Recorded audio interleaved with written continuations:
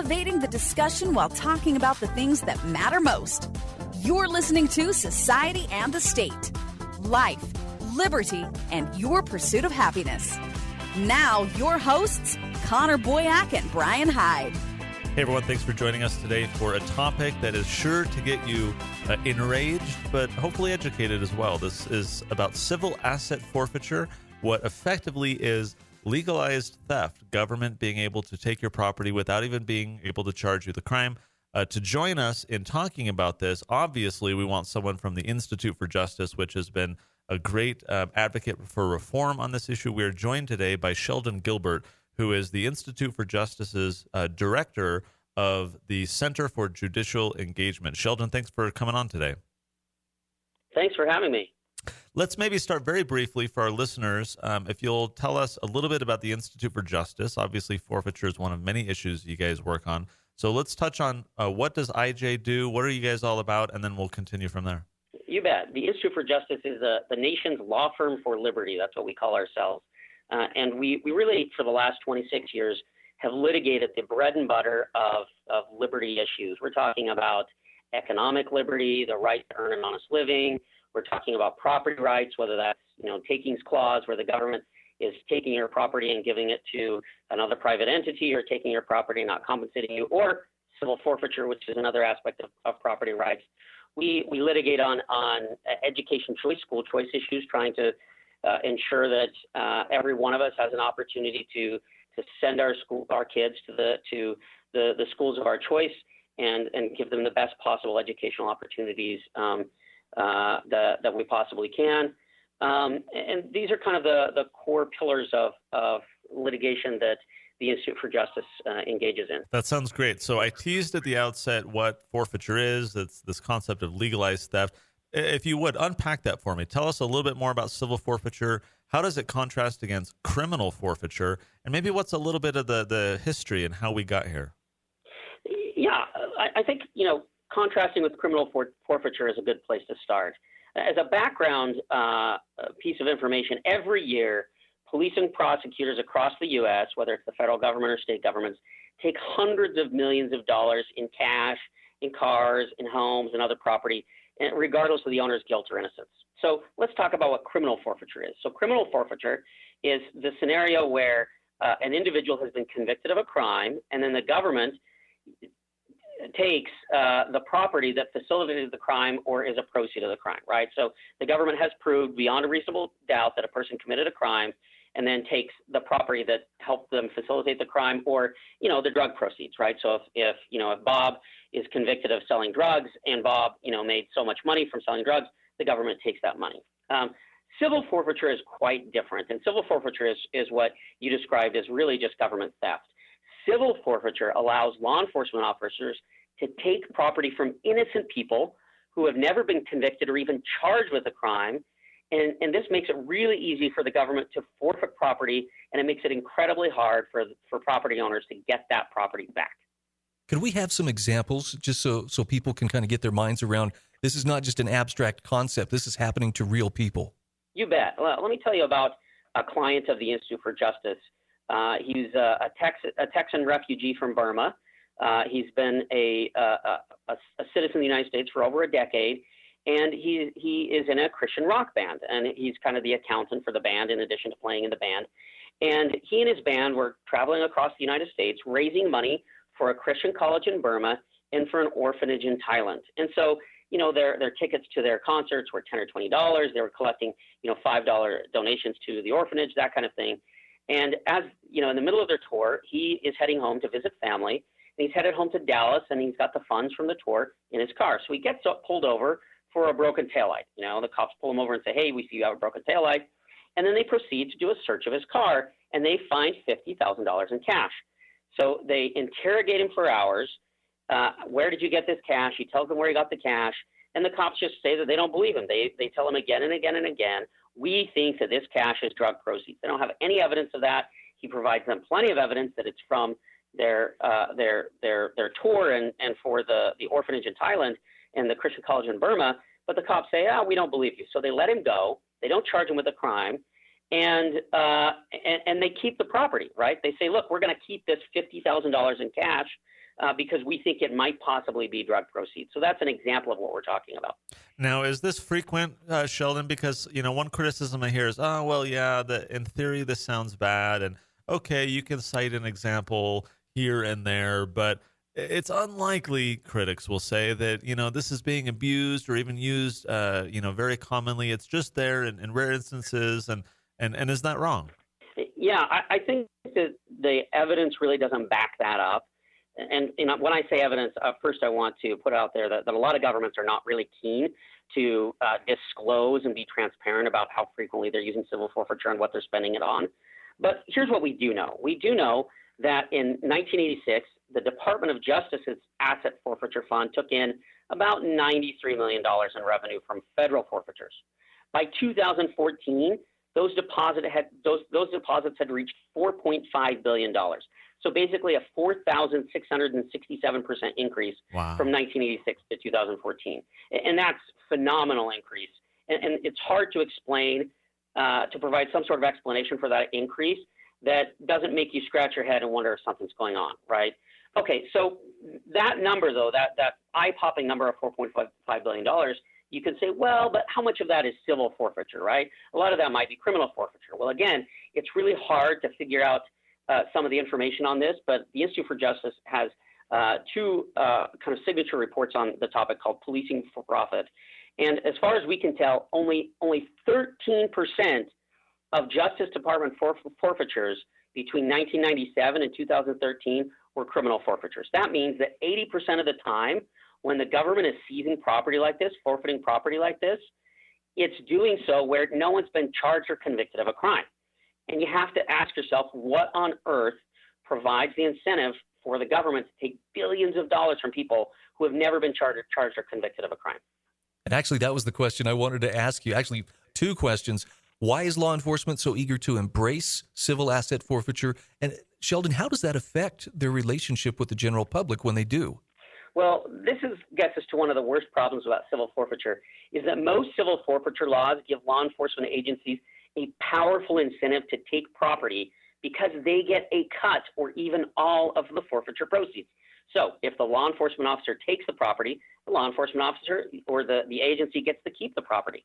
And sometimes government officials are pretty blunt about this in private. So, for example, some years ago, a New Mexico City attorney, and behind closed doors, called civil forfeiture, quote, a gold mine because there's, quote, no judiciary involved, right? This week, there are some big news. A DEA forfeiture handbook recently was discovered by the Intercept, some good investigative journalism. And that forfeiture handbook bluntly says, look, when we, the DEA, are trying to decide which property to seize, let's look at which property is going to be the most profitable to us. Which is the property that's going to be the easiest for us to keep? That is, it's going to be hard for the person to get their property back, and which property is going to be the most valuable to us as an agency. Well, that really is just the agency saying, we want to seize property that is most profitable to us. And that's problematic because the government often says, look, the reason we want to use civil forfeiture is because we want to stop crime. We can't prove that Bob was dealing drugs, but we know in our gut that he is, so let's take the property from him, and then he can't, engage in crime anymore. We take away his resources, the support he needs to engage in crime. Well, that's an interesting explanation, but when the DEA is saying we're only going to seize property that's profitable to us, it kind of suggests that they're not doing it to stop crime. If they were doing it to stop crime, then they would be seizing any property that they think is associated with the crime. But that's not really the case. One of my favorite examples of a government official being really blunt about the incentives for this comes from a Missouri police chief. And he said, on the record here, he's being asked about civil forfeiture and, how they use it and when they use it. And he says, it's usually based on a need. Well, I take that back. There's some limitations on it. Actually, there's not really on the forfeiture stuff. We just usually base it on something that would be nice to have that we can't get in the budget, for instance. We try not to use it for things that we need to depend on because we need to have those purchased. Quote, it's kind of like pennies from heaven. It gets you a toy or something that you need is the way that we typically look at this, to be perfectly honest, end quote, right? So here you have a government official blatantly saying, look, we don't have to go through the budget process. We just go out and seize the money ourselves, and then we get to keep it, and we could use it on, use his words, toys. And there's a lot of really examples of egregious use of civil forfeiture funds by law enforcement. So, for example, just last month, Tennessee disclosed that $100,000 in civil forfeiture funds have been used on catering by law enforcement officers, right? So this is just, law enforcement officers basically paying for their lunches out of the pockets of people that have never been charged with crime. In Georgia, law enforcement spent $90,000 of civil forfeiture proceeds to buy a Dodge Viper. I don't know why they needed a Dodge Viper, a fancy car like Dodge Viper, but they decided that they wanted a really nice car. In Texas, a district attorney famously or infamously used civil forfeiture funds to buy a margarita machine, tequila, rum, kegs of alcohol. Another Texas district attorney spent $27,000 for a 6-day, quote, law conference in Hawaii. And by law conference, I think he probably means vacation. In Miami, a vice squad spent $40,000 on drugs and prostitutes for the vice squad itself, right? So I think you have the perfect storm here for an incentive for law enforcement agencies to take property from people without having to prove they've ever been convicted of a crime. They get to keep it, and they get to use it for whatever they want without really any checks. Now, Sheldon, the stories that you mention whenever they hit the media, and there's been a lot more attention on this in the past few years, have served to not only raise awareness, but anger, right? And so when you look at polling, all the polls I've seen show that it's in the mid-80 percentile of Americans who oppose civil asset forfeiture, a staggeringly high number. This is not an even split, right? This is like 84, 86%, and somewhere around there. In light of that overwhelming public opposition, let's now talk about reform. So in the past few years, can you bring us up to speed on what a few states have done? What's kind of the landscape of reform on this? Has it been successful? Has there been movement? Bring our listeners up to speed on what that looks like. You bet. And as you suggested, the only reason that 80% of people oppose civil forfeiture is precisely because groups like the Institute for Justice and many of our partners have fought tooth and nail to bring these stories to light. And it's been a tremendous uphill battle. And this is the type of stuff that we may see, frequently in the news now. But you go back 5 years ago, and it was hard to find news reporting about civil forfeiture. So I think that there is a tremendous success story here on the part of groups like Libertas Institute and the Institute for Justice and other groups that are trying to expose and bring to sunlight these type of practices.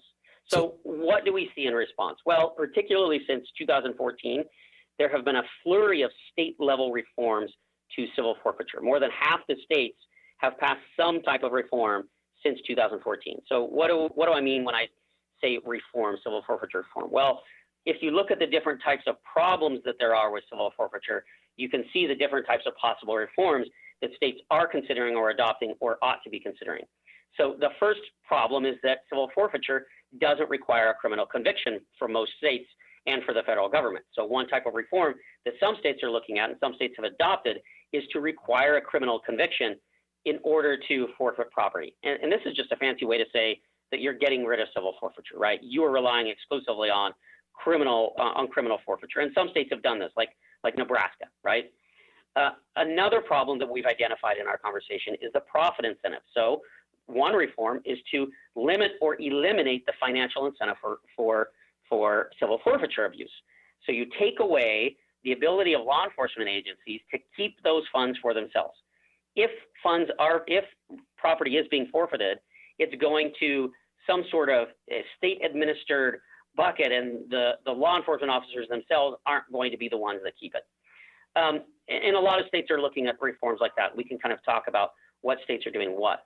Another reform relates to the standard of proof, right? Like I said, if you're being charged with a crime, the government has to prove beyond a reasonable doubt that you committed that crime.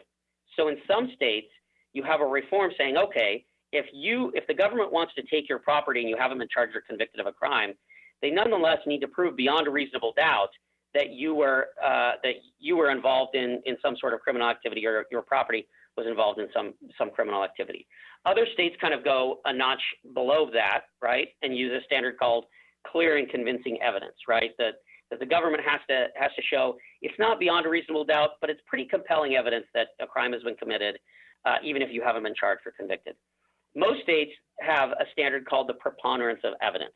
And so for most states to forfeit property in a civil capacity, all the state has to show is that it's more likely than not, basically a little bit more than a coin toss, basically just a little bit more than 50-50, that the property was used or likely used in connection with some sort of crime.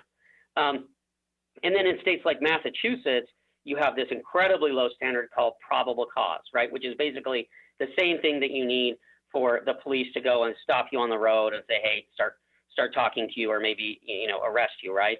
It's a very low standard that just says, hey, there might be something fishy here, and so, we get to take your property. So that's kind of the spectrum of standards of proof. And a lot of the really good reforms that are taking place right now at the state level are playing with that standard of proof, are requiring something more than the preponderance of evidence. Another group of states are doing reforms that we call innocent owner reforms. So one of the nasty underbelly pieces of civil forfeiture reform is that it's not just a way to take property from people who have been accused but not charged with a crime. So I gave you the example of our client who's the refugee from Burma, who the police said, hey, we think maybe these are drug proceeds, right? Often the government is saying, we're not accusing you of anything, but we think that your property was probably used as part of a crime. And so you take property from somebody who's never even been accused of it. And these are called innocent owner victims of civil forfeiture reform. And most of the time, for an innocent owner to get his or her property back, they have the burden of proving that they are innocent, right? Which turns the criminal justice system on its head. So if the government takes your property, the IJ has a famous client. There's a good case about a motel called the Caswell Motel, where the government said, hey, we're going to seize this entire motel because we think that some people in the motel were doing drugs in the motel, right? So the motel owner says, hey, you're not accusing me of doing drugs or facilitating drug use. You're just taking my entire motel because you think somebody else was on my property doing drugs, right? That can't be right. Now, the standard for proof to get your motel back, to get your property back, if you're the innocent owner, is you have to prove to the court beyond a reasonable doubt that your property was not used in a crime. You have to, which really just turns the entire thing on its head. So a lot of states are looking at reforms. Unfortunately, 10 states, including the District of Columbia, only 10 states demand that the government prove owners did something before forfeiting their property. The majority of states, unfortunately, require owners to prove that they had nothing to do with the crime. So that's another big reform that states can focus on, and many states are looking at right now. Another reform, and I think this is a really important one, and one that I think everybody should be able to get behind, are transparency reforms. So as I mentioned, it's really hard to get data from a lot of states about how civil forfeiture is being used, how often civil forfeiture is being used, where the funds are going. In fact, only about half the states have any sort of mechanism whatsoever for us to be able to find out exactly what's going on. And that's really unfortunate. In fact, only a dozen or so states and the federal government make any kind of forfeiture information publicly accessible online. So that's a reform that a lot of states are looking at. Let's put this information online. Let's figure out how civil forfeiture is being used and abused in order for us to be able to tackle the problem. Are you finding any advocates for civil asset forfeiture reform within the ranks of law enforcement? Absolutely, there are. We've had former law enforcement officers, former DEA officers, former DOJ officials who have said, look, we thought at the time that civil forfeiture could serve an important role to crack down on criminal activity. But we've seen the trajectory that civil forfeiture has gone. We've seen the profit incentives that are at play here. And instead of being a tool to help law enforcement, it's now a feature of law enforcement that undermines public trust in law enforcement. And so you do have, former law enforcement officers who see where this is going. They see that the public no longer trusts law enforcement officers because of this type of activity, seizing people's money and then using it to buy a margarita machine. And that doesn't help law enforcement, right? And I think that's one of our concerns at the Institute for Justice is that, when you're policing for profit, you really are doing damage to law enforcement itself. And nobody wants that. We want, effective law enforcement. We want law enforcement that focuses on going after people who really are causing all sorts of trouble and are criminals, and not after people who are innocent owners and who are just, trying to live the American dream. Sheldon, as you look towards the landscape of reform in the future, this will unfortunately be our final question just because we could talk about this for hours. This is something that, in my experience, so many people get animated by. They don't understand, I thought we have a presumption of innocence, right? Innocent until proven guilty, and what's going on with this country, and where's the justice? And so we've done events and town halls and so forth, and people want to, talk about this for hours because it just doesn't make sense.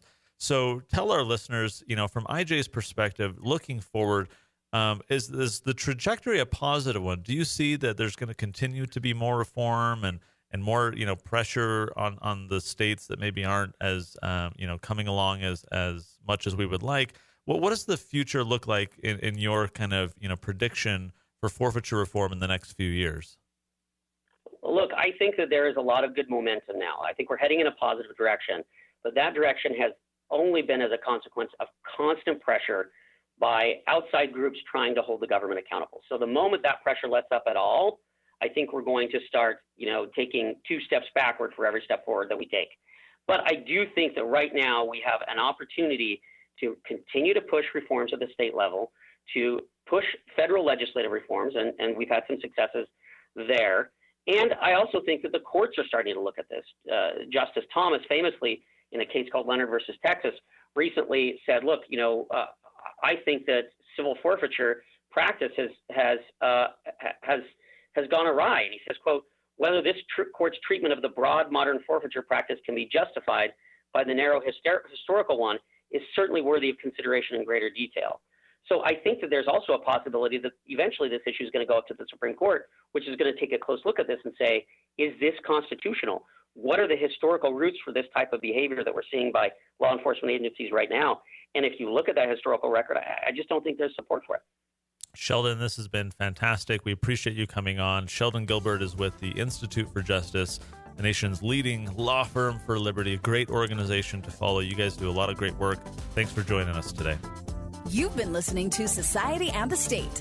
For show notes, archives, and more great content, visit societyandthestate.com.